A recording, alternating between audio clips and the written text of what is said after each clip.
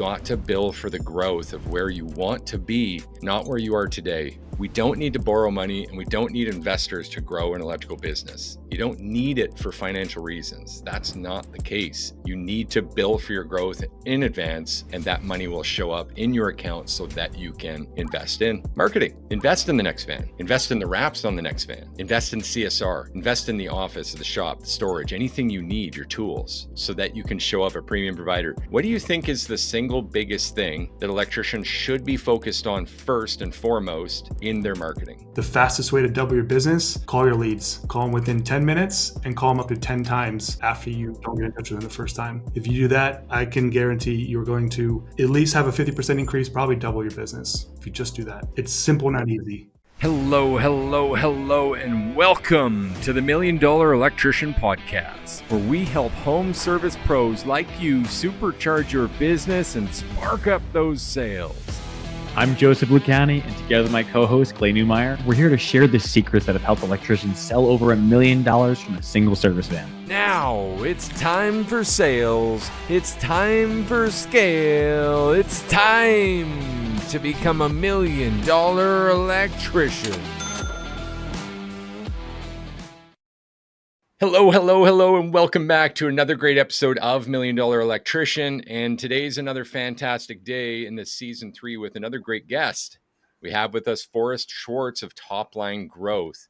Forrest is doing some excellent marketing stuff, but more noteworthy, as you guys know, we tend to have just electricians on this show. There's been like 1 or 2 exceptions.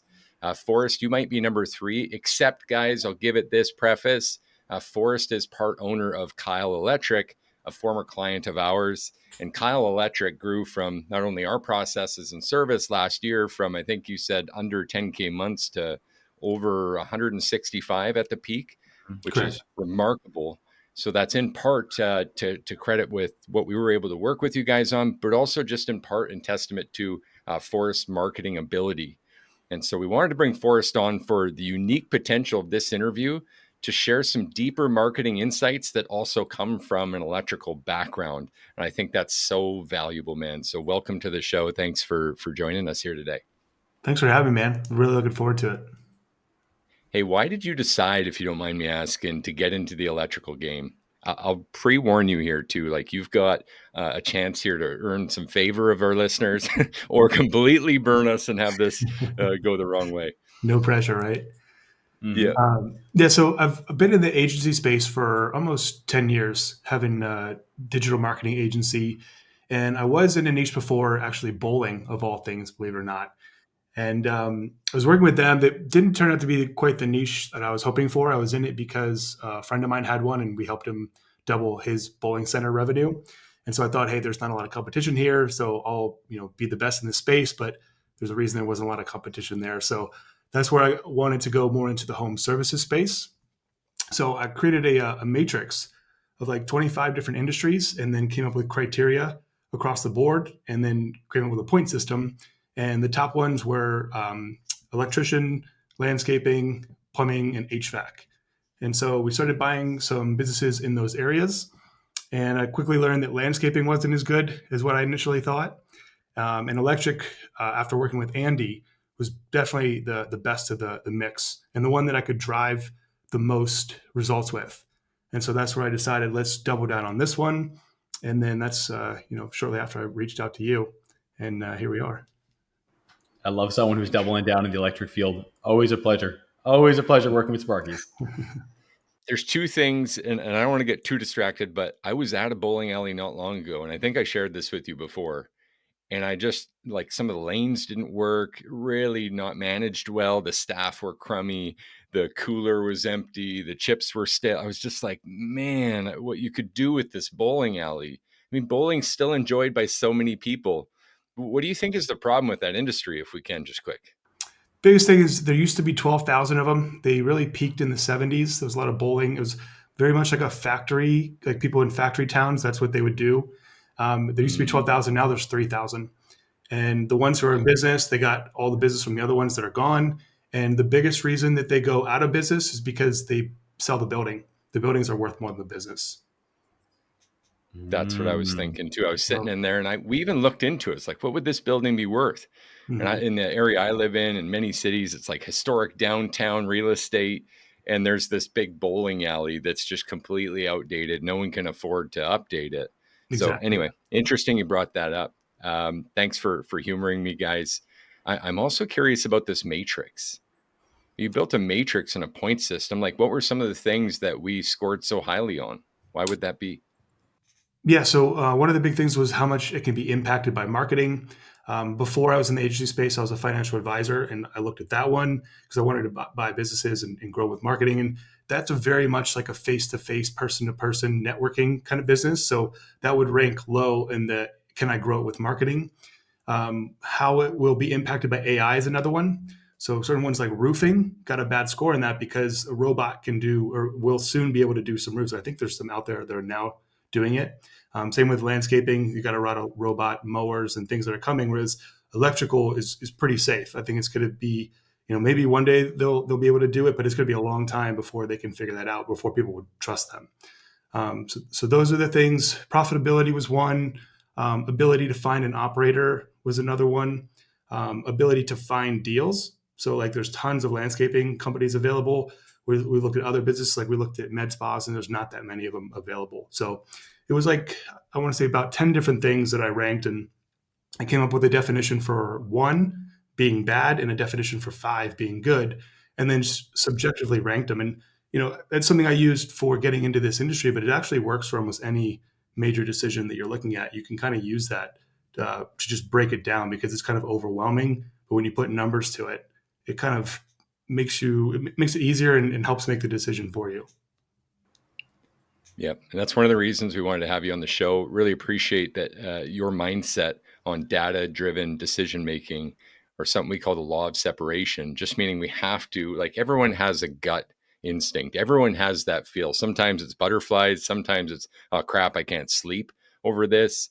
But acting purely from that emotional state's a bad idea, guys. Having data driven decisions is really the way to go forward. Although I need to argue with one thing you said.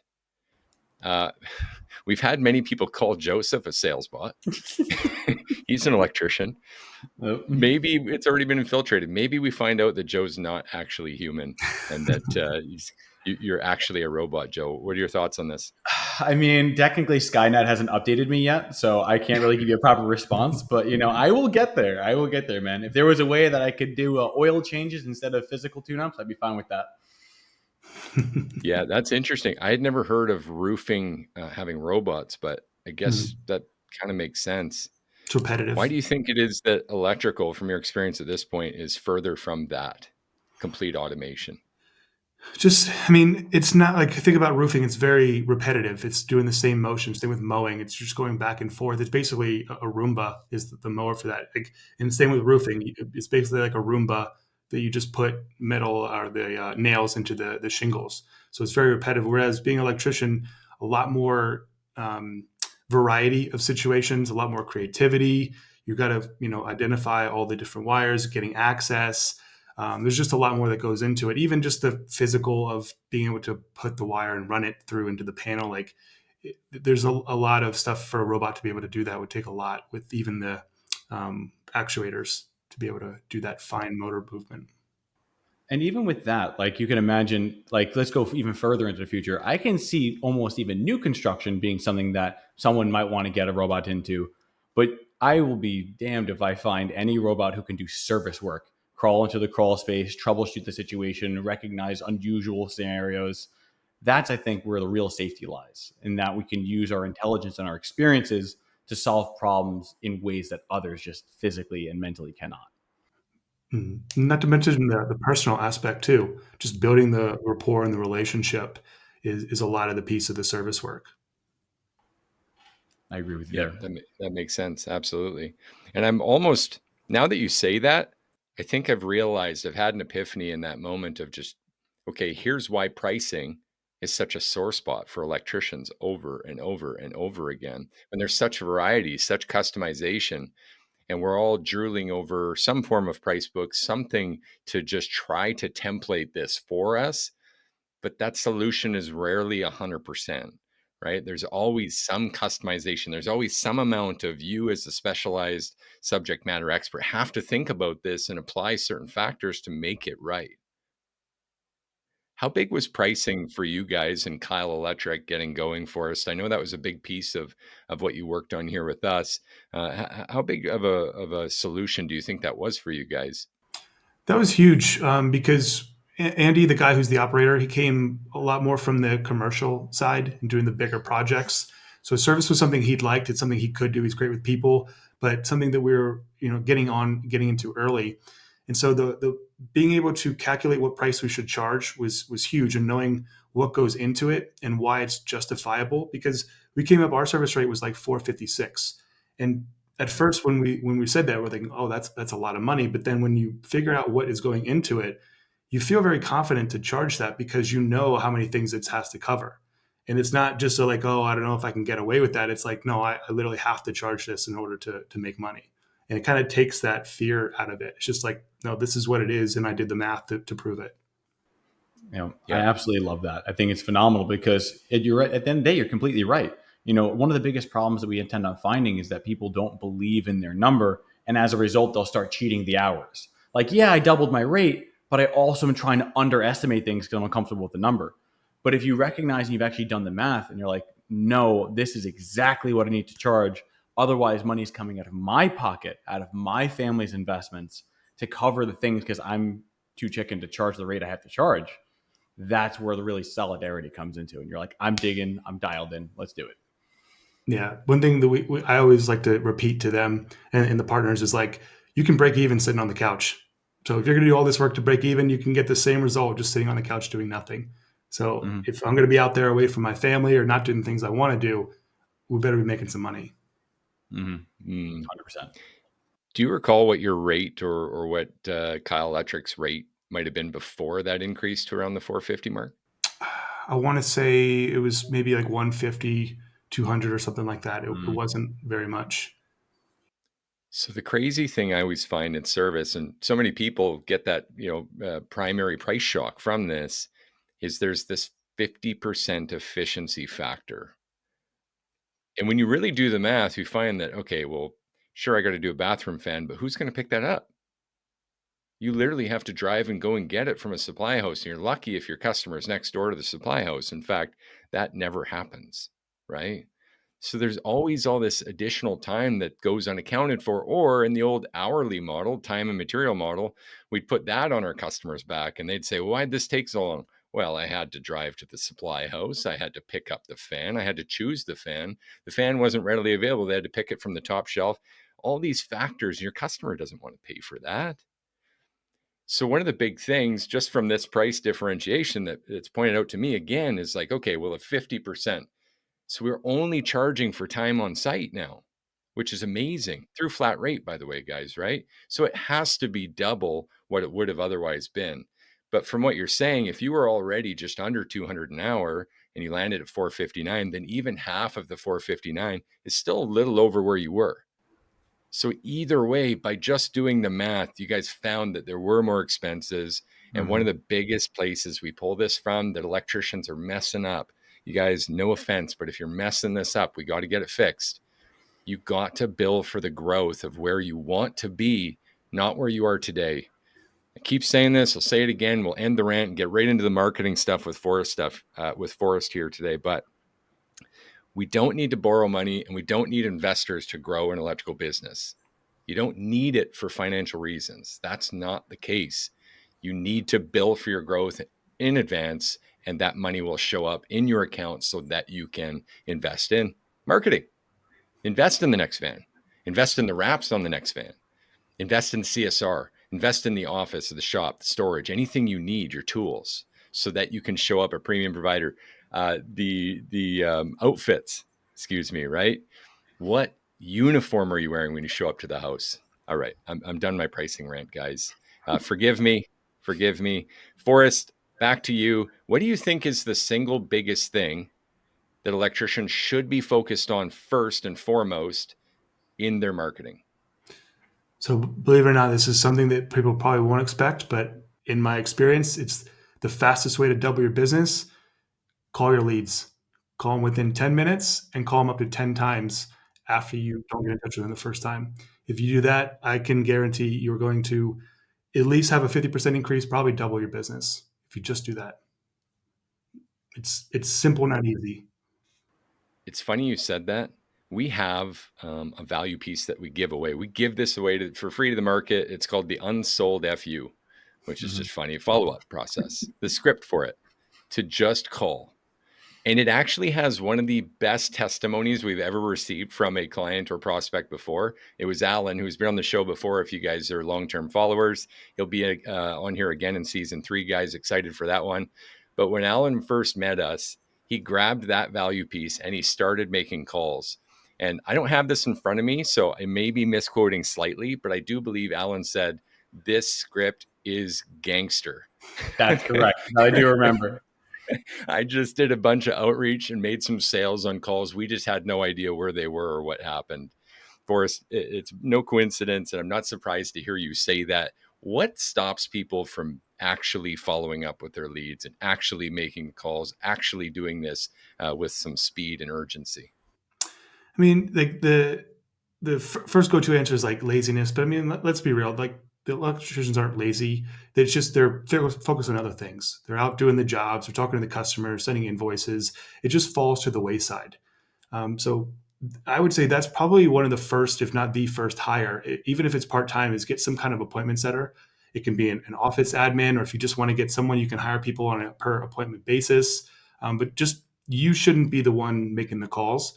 Number one, because you're not going to be able to. Number two, you lose out on the posturing that you get from someone else setting appointments for you, and they can edify you and say, "Oh, you're lucky that Joe's coming in today because he's got this many years of experience. He's going to crush it. I'm glad that he was available to do that for you." And they can really push you up in the prospect's eyes, and they're just going to do it. If that's their job, they'll actually get it done. Whereas you're doing 10 other things, and the call comes in, and you're climbing through an attic.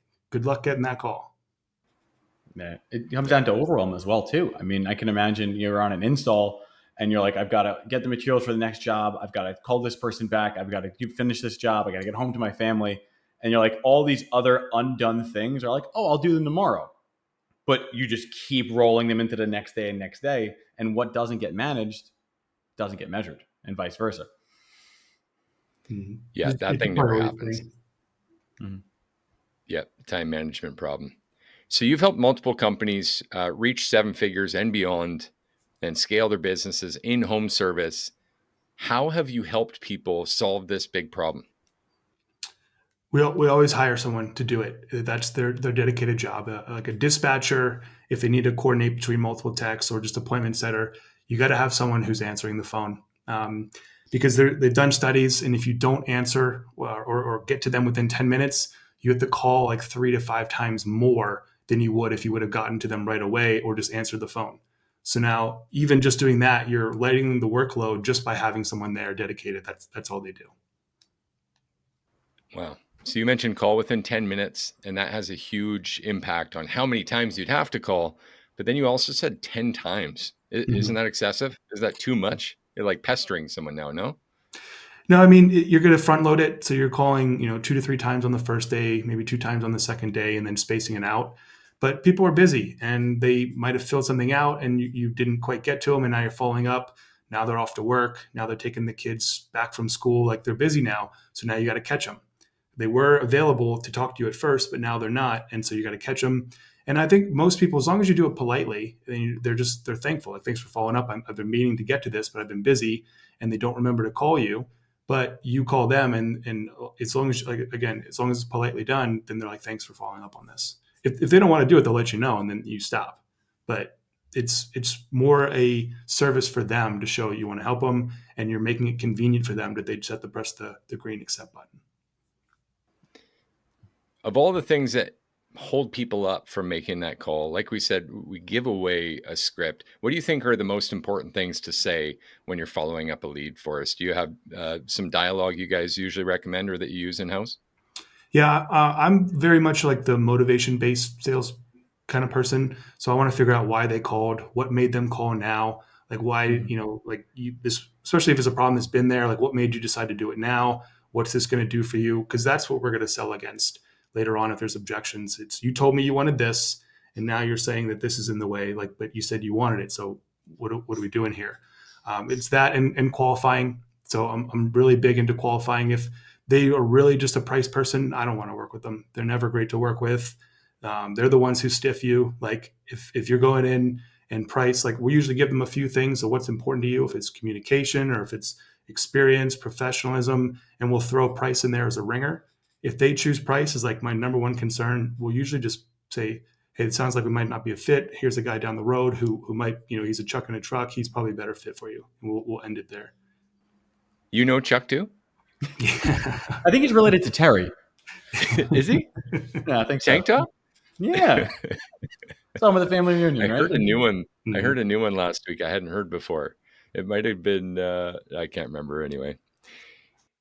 Earlier before the podcast, you and I have spent a considerable amount in class now and helping electricians already with some cross discussions. We've talked a bit about the difference between interrupt and intent marketing. Can you help us and anyone listening just understand what that means and how this follow-up would be related to success with that? Sure. Yeah. I mean, at its basic premise, intent is people who want to buy now. They know they have a problem. They know they need someone to do it. They're just figuring out who. Whereas interrupt, you're going kind of down the buyer's pyramid, which is something we've talked about before. Basically, 3% of any market is looking to buy right now. 7% is open to buying. They might have the issue. They might not even know about it, but they're open to buying. They can be persuaded. And then the rest is just varying degrees of not buying. And so the people who are in that 3% are the people who are ready to buy right now. They're going to Google, they're typing in electrician near me, and they're just figuring out who's going to do this job. Whereas interrupt are people who are open to buying, and you can kind of put it in front of them. Hey, is your breaker tripping all the time? Does the outlet blow when you plug in an extra appliance? Like, they're experiencing these problems, but they might not know exactly what it is. You can teach them about that and push them into the ready to buy through education. It's a longer sales cycle. But again, we talked about 3% ready to buy now versus 7. There's twice as many of them, and there's less than half the competition because everyone's fighting over that same 3%. So those are the two differences. The difference is, do they know they have a problem and are they actively searching for a solution? Or is that something you're going to have to educate them from varying degrees along the way? Yeah, and as I hear that, I think about my own honey-do list with the number of things that I haven't approached yet. I just haven't scheduled them in, prioritized them, just like the electricians, maybe not following up their leads.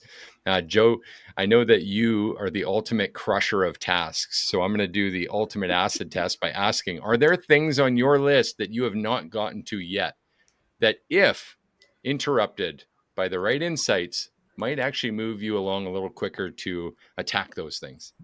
The only thing on that list that hasn't been done is I haven't practiced my Arabic yet today, but it's okay and it's a priority. But I'm sure if something did happen that was actually critical, I would change plans and pivot. But it takes a lot to move me from my path. I think I have an example. Go for it. I have an example. Humor me, Joe. Hit me. You've talked about a potential home renovation that you haven't moved on. Oh, You yeah. mentioned that to me a couple of times. Mm-hmm. Could that be an example of something where, hey, if the right promotion, if the right information came up, Mm-hmm. you might actually get closer to moving ahead of schedule on that? Yes, and I can even probably double down and say more onto it. If something changed in the plan, the one you're referring to is I want to create a guest suite in my home. And as a result, I'd love to have that to entertain and have family over and everything. Now, it's a want. But if suddenly, let's say my mother-in-law had a concern or my family had a concern, and now it's, okay, we got to accelerate the time frame. Yeah, I do have a few-year plan that I'm saving and budgeting for. But if the right person needed it, I would accelerate it immediately. So the awareness would definitely help. Yeah. I've been talking about this one recently, so I'm just going to throw this in. It's just a wrench, guys. We don't have to stick with it. But if a provider offered that guest suite to you at 0% financing, what would happen then? Take it. I believe it or not. Okay. My thing is I like to pay things in full as much as possible, only because I try not to go into any kind of debt. But the context there would be if I needed it and I did not have the means, then I would 100% be willing to take advantage of a 0% plan. Sure. This is why Joe and I run a good tight ship, because I will take 0% financing for most things all day, every day, whatever keeps capital in my pocket and stretches that inflation forward that I don't pay for. Anyways, we got off topic a bit. So you mentioned this buyer's pyramid, Forrest, and the 3% and the 7%. That sounds excellent. How do you take advantage of these things then, in the simplest possible terms, for electricians? What are my next steps? Let's say I'm following up, but hey, I've got nothing left to follow up. There's no leads to call or no calls coming in. What were your first steps with Keil? What do you suggest are the first steps for those listening? Yeah, so first thing you want to do is max out the intent side. If they're ready to buy, you might as well take advantage of those. You want to get in line for those people who are just searching electrician near me. The holy grail of that today is the Google My Business, the business profile there. So making sure you're filled out, verifying it, ideally putting an address on there if you can. I know some people do it from their house, but if there's any way you can get a marker on the map, that's going to help you a lot because it's geographically located. Whereas if you're a service area, you're not going to get the same exposure. You'll get some, but it's definitely diminished. So filling out all the products, all of the services that you do, putting up pictures, putting up the bio, like if there's a spot there, you want to fill it out. So just go all the way in and give Google all the information that they want. And then that's going to put you in the running. From there, it's getting reviews. So anytime I'm working with a new company, our number one goal is how do we get to 100 reviews as fast as we can? Because that's where if you hit 100, you're more than likely going to be in that top 3 spot and beat out your competitors. Because most guys are, a dozen, maybe 25, 30. If you get to 100, you're going to be a standout very quickly. Now, there are guys, in some bigger metros, you might have an incumbent who's got 2,000, but still there's not that many of them. And it's not like they're everywhere in the city. So you can kind of create your own little corner of the city that you hold down, who are the people who are closest to you anyway. So those are the first thing, is really focus on the GMB, fill it all out, and then get really dialed in on how you're getting reviews, because that's the number one signaler. Why do you think that is? Why is it number one? What's with reviews? Mm-hmm. Yeah, so I mean, if you're thinking about it from Google's perspective, they're trying to recommend the best answer. That's their whole business model, is how do I give you the best answer to your question? If your question is, who's a good electrician near me? Then that's how they're answering that question. But what other markers do they have to tell if you're a good electrician or not? Like, sure, like years in business helps, but like what else are you going to use to tell if they're good or not?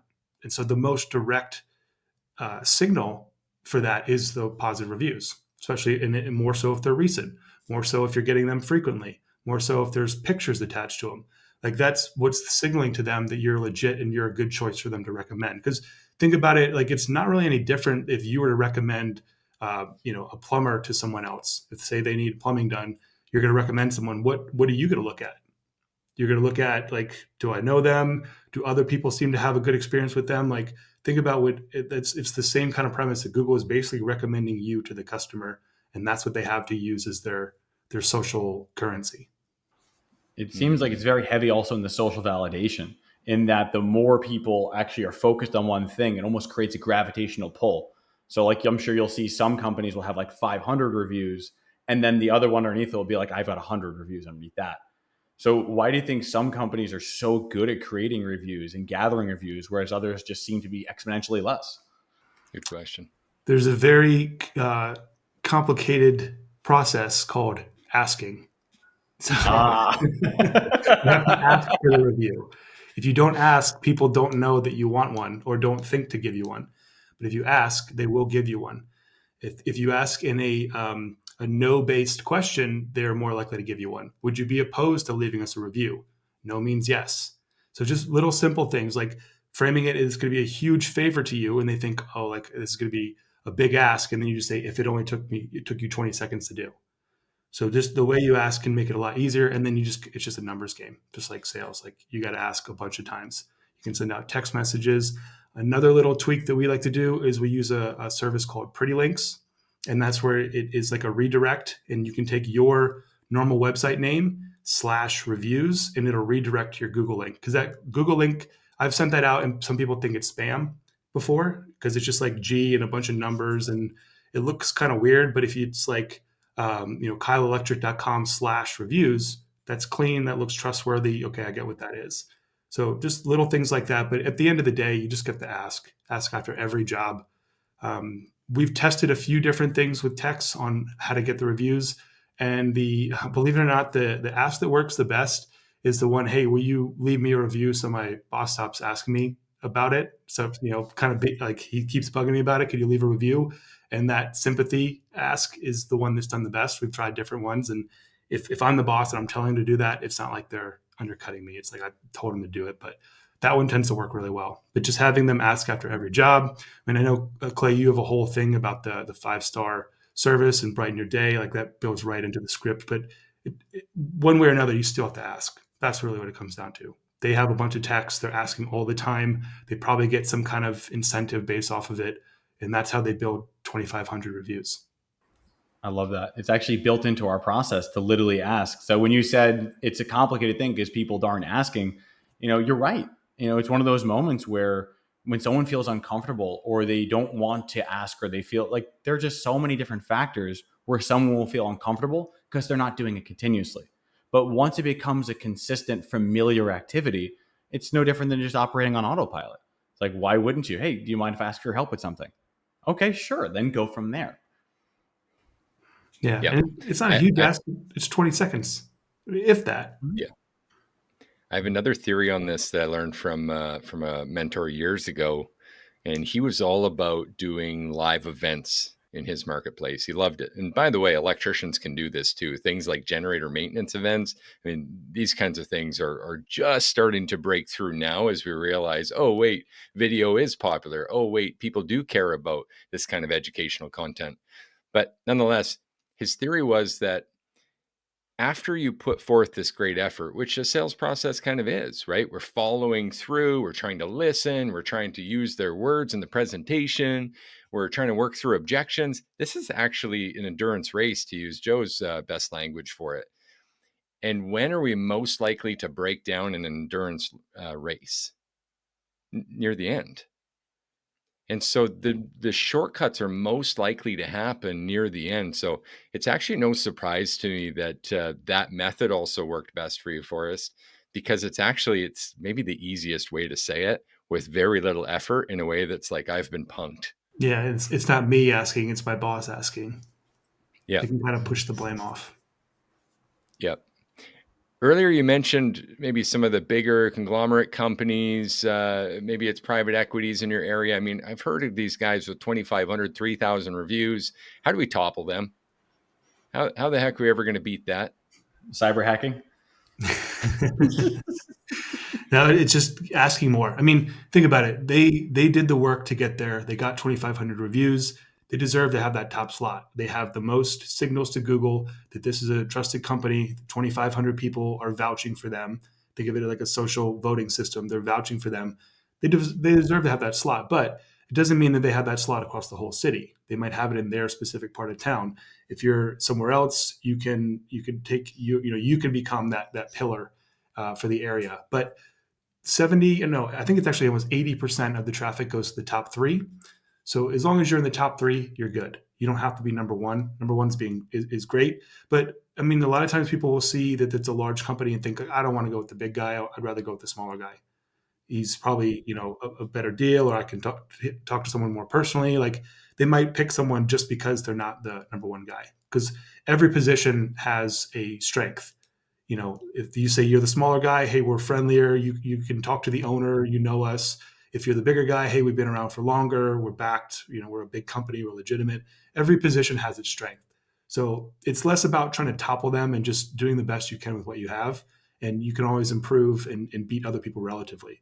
Because again, if you get 100, you're going to be in that top 20% with the 100.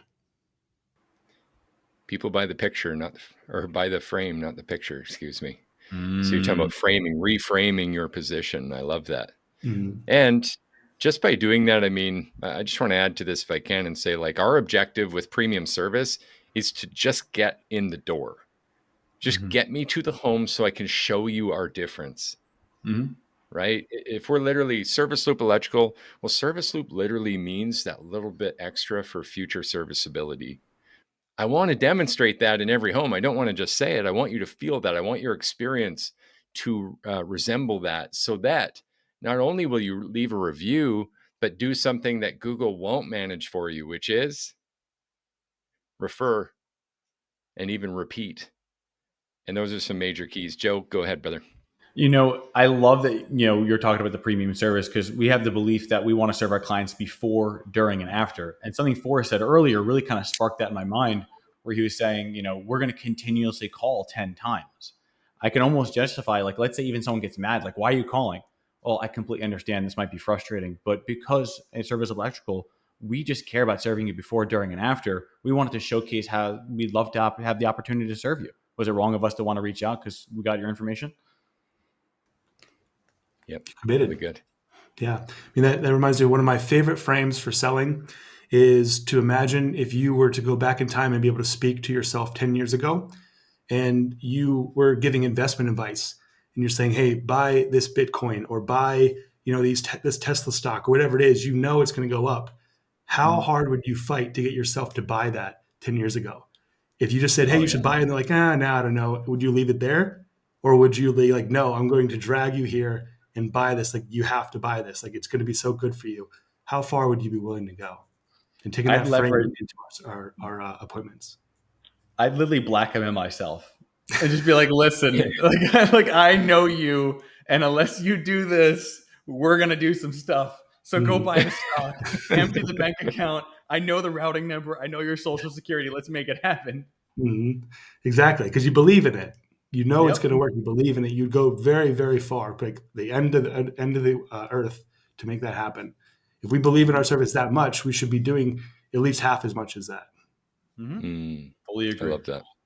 Great perspective. So let's say you're the little guy listening to this, or even medium guy, but your reviews aren't multiple hundreds yet, and you are looking up at triple towers. You got three big guys around you, just to take this to the ultimate ridiculousness here. And you said top three is so important. Am I screwed in that position, or what would you do then, Forrest? So there's two ways to get to the top of Google. You can earn your way, like we talked about with reviews and being around for a long time, or you can buy your way. So you can buy your way with Google Local Service Ads is the one that I recommend. You can use AdWords, but unless you got $3,000 minimum of spend a month to be able to do that, don't worry about them. That's for the bigger guys. There's other stuff we can do before that.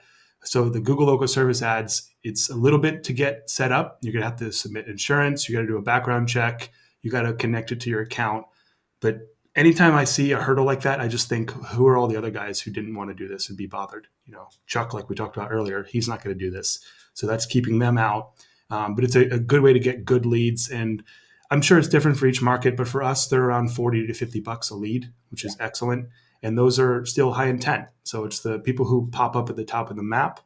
And those are the ones who are getting it. So you're actually above the people who organically rank, but you have to pay to be there.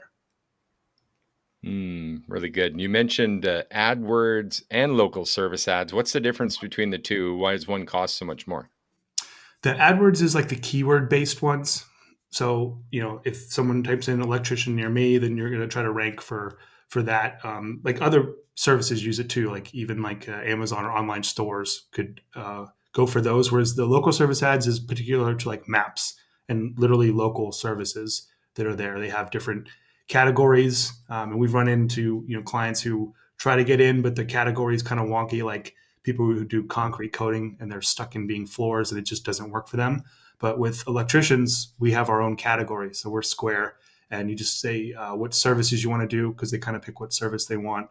And then they'll literally call you. Some of our are messages, but it's mostly calls, and they're high intent leads. I think that's our number one channel for sales. We spend about $6,000 a month on it, and we get 40 to 60,000 in business. I'll take that deal. Yeah. And that, you know what? That's a great place to ask that. I mean, obviously you guys are doing that. Is that what you expect for a return on that investment, or better, worse? How do you gauge that? That's always my target, is 10 to 1. If I'm getting 10 to 1, that's good, because we're typically operating on a 50% gross. So 10 to 1, it keeps us profitable. If we can get better, awesome.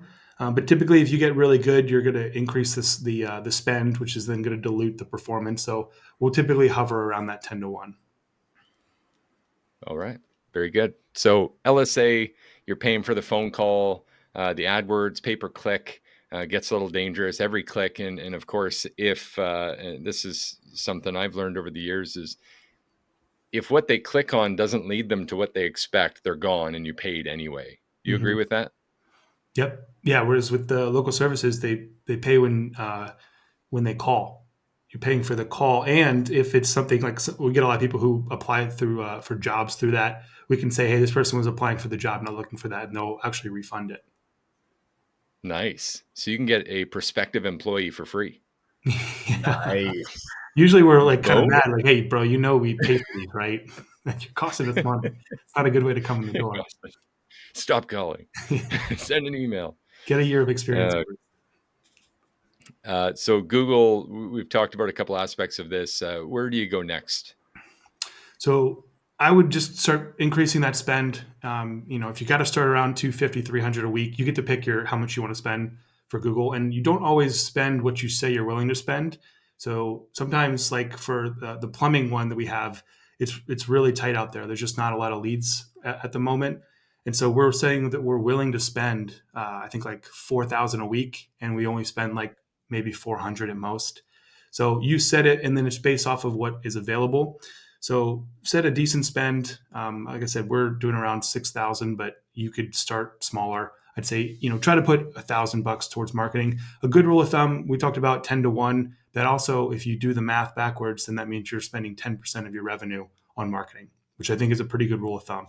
If you're smaller, it might be more towards 15, especially if you want to be aggressive towards growth. If you're bigger, it might dip down closer to 8, but you want to be somewhere 8 to 15% of your revenue should go back into marketing. That's your growth. Makes sense. All right. Really good insights. Really good insights. Thank you for that. If you're dealing with someone bigger that's coming to you, they're not new to business, they've been around for a number of years, they're already broken through 7 figures, maybe even got close to a $2 million a year, let's say, but seeing some recession in their growth, some stagnance, how do you typically approach working with someone and helping them with a strategy, Forrest? Yeah, so I mean, if you've tapped out all the intent and now you want to move over to the interrupt, it's going to take a little bit more time and effort, but it's a much bigger opportunity because, again, remember, it's 3% versus 7%, and everyone's going for the 3. So that's where typically we'll start to bring in like meta ads and some YouTube ads. And that's where you got to get on the camera and shoot some ads, write some scripts, edit the videos, and put them up there. And it's a huge opportunity because if you are one of those bigger guys and you got deep pockets, say you're backed by private equity and you can spend 30,000 a month on ads, then if you want more ads, then you just spend more money. It's easy. It's just literally you type in and say, I want to spend this much instead of how much I did before. And that's what bids up the clicks and why, for a lot of these things, it's $100 a click. And if you convert 1 out of 2, you're talking about $200 just to get there for one lead. So what we can then do is use that barrier to entry of having to make the creative is what we call it, like the ads. And that's going to filter out a lot of guys who just don't want to do it. So then we're creating these and I layer the ads into 3 tiers. It's the stages of awareness. It's the problem awareness, then the solution awareness, then the product awareness. And you're thinking, what is that? So problem awareness is you got to get them to know they have a problem. They're not going to buy anything if they don't even know there's an issue. So we do a lot with panel upgrades because it's an easy one. If they don't know that they have an issue, you're saying like, hey, did you just get are you getting a kitchen renovation or did you just get a renovation and now your breakers are blowing all the time? Well, maybe you overloaded your panel. And so we just got to throw out some different scenarios that talk about the problems. If your breaker's tripping, whatever the symptoms of the problem are, we want to call those out and all we want them to think is, oh, I wonder if I have that. I wonder if a good example is the Zinsco panels. So those are a known fire hazard that people don't even realize. So we just get them to think, oh, I wonder if I have a Federal Pacific panel that I need to change out. And then they go down and look, they're like, oh, you know what? This is the same one from 1972. And it says Zinsco. My insurance company isn't even going to cover me if I have a fire. So just getting them to think that. And then we're going to say, hey, here's what we do. We do the whole panel upgrade in a day. You leave for work. By the time you're back, it's done. We got the backup generator, like all the things about the solution is the solution awareness, teaching them about that. And then the last one, product awareness, is just the company. Hey, we got 170 5-star reviews. We've been around for 15 years. We really care. Like that's your pitch about yourself. What a lot of people do is they jump first to the pitch about yourself because that's what they want to talk about. But if they don't know they have a problem and that there's a solution available, then they're just like, good for you. Swipe next. Like, I don't care. Like, I'm happy for you. You have a nice company, but I don't need you. But if you take them through that whole thing, it's going to take more time because you got to educate them.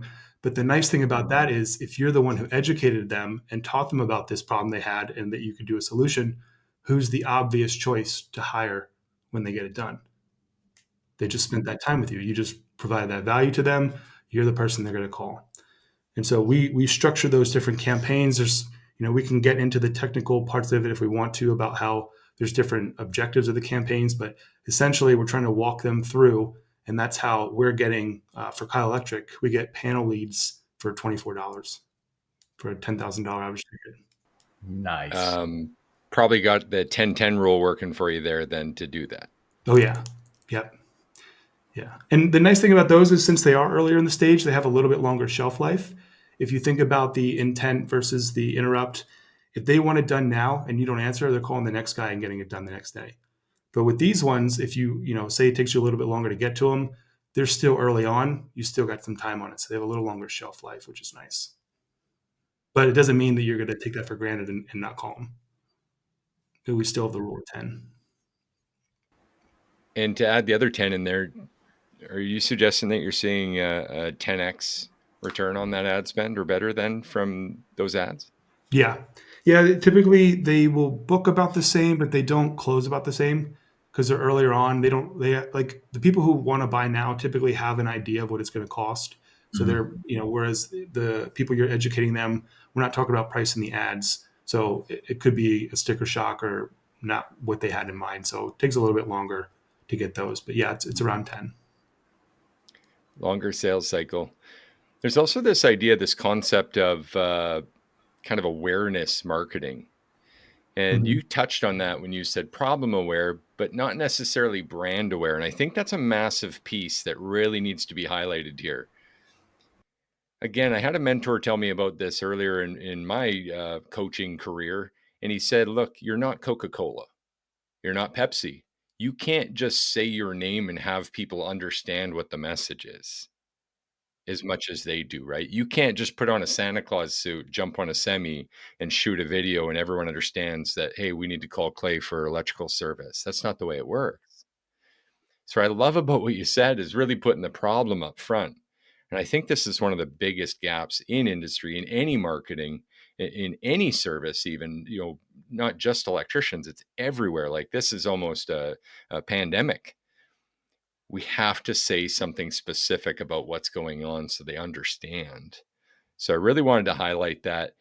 You talk about a bit of a signature method. I believe you call it your 4-part growth machine, Forrest. Could you explain that? What do you mean by that? What is this signature method? Yeah, so it's more of a general business, more than encompassing than just the marketing. But that's kind of what I'm coming in and doing when I work with the companies when we come in. Like, for instance, Andy, we did a consulting for equity deal where he gave us a percentage of the business, and me and my team and partner came in and helped him grow the whole thing. So it's a little bit different arrangement than clients who we're just doing marketing for. But that's the whole business arrangement is to dial in the marketing, then we hire the people, then we build the systems, then we get out of the way. Those are the 4 items. So start with the marketing. We got to get leads coming in. More leads means we're going to need more people to be able to do those jobs. So we have a whole hiring system, which we could probably do a full episode about. But my whole thesis is that hiring and recruiting is really just marketing, but for employees. So your job ads are just like ads you would run for customers. Your sales appointment is just an interview. You're selling them on working for you. It's the same thing, trying to get them retained. It's really like a mirror image. But so we work on that with getting them. And one thing I like to talk about is that I hear a lot people say that no one wants to work anymore and they can't find good people.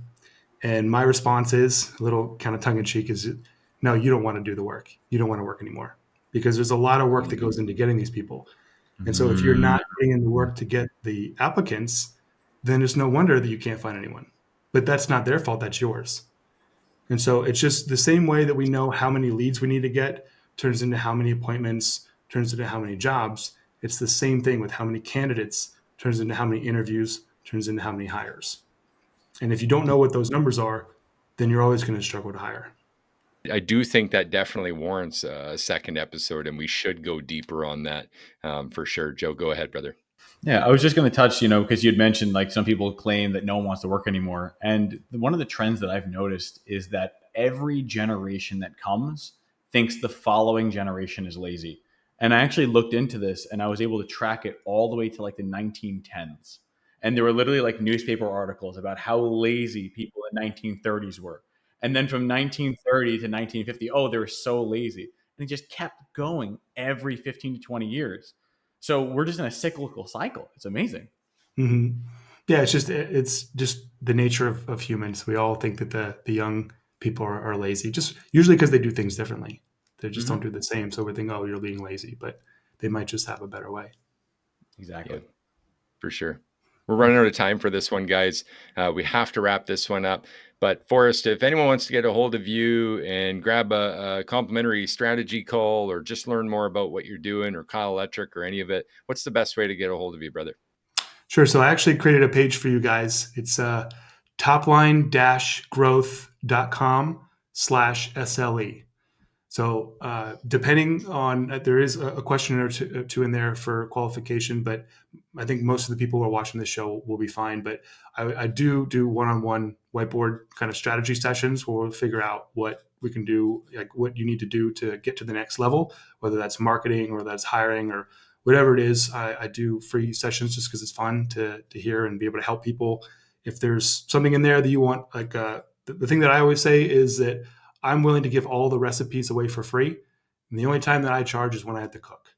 So if we get together, you find something you want to run with it and implement, awesome. If you say, hey, I want you to cook and take care of it, we can talk about that later. But that's it. So topline-growth.com/SLE.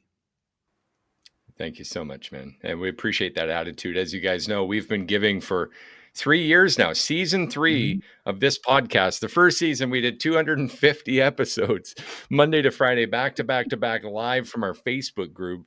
At season 2, we grew up a little bit there, did more great interviews, more great industry experts, and had a ton of fun. And now we're back for season 3. You guys are going to want to buckle up because we have more value than ever, more ways for you guys to engage than ever before, including our newly public app, the SLE Pro App, which we want to get you guys on. Details down below on this podcast. Thank you guys so much, Forrest. Looking forward to going into this again with recruiting.